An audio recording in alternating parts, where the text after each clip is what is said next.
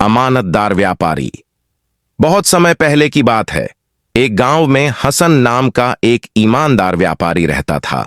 वह व्यापार में हमेशा सच्चाई और ईमानदारी से काम करता था। गांव के लोग उस पर पूरा भरोसा करते थे क्योंकि वह कभी किसी के साथ धोखा नहीं करता था। एक दिन एक यात्री उसके पास आया और बोला, मैं एक लंबी यात्रा पर जा रहा हूं।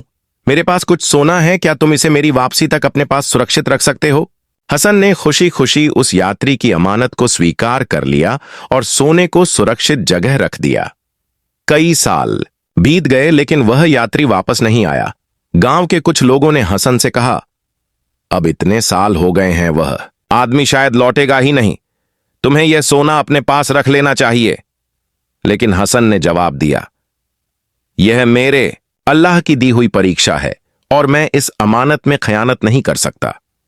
कुछ साल बाद वह यात्री वापस आया। वह अब बूढ़ा और कमजोर हो चुका था। वह सीधे हसन के पास पहुंचा और डरते हुए पूछा, भाई, क्या तुम्हें मेरा सोना याद है? हसन मुस्कुराया, अंदर गया और वहीं सोना लाकर यात्री को दे दिया।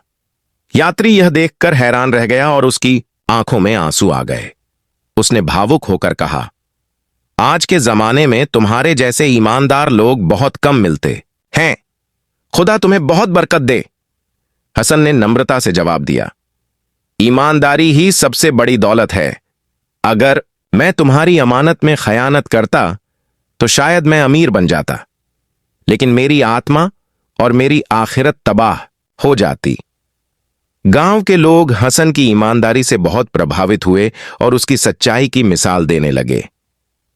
सीख, यह कहानी हमें सिखाती है कि अमानतदारी और सच्चाई हमेशा इज्जत और बरकत देती है, जबकि बेईमानी और धोखा केवल क्षणिक लाभ देकर अंत में नुकसान ही पहुंचाते हैं।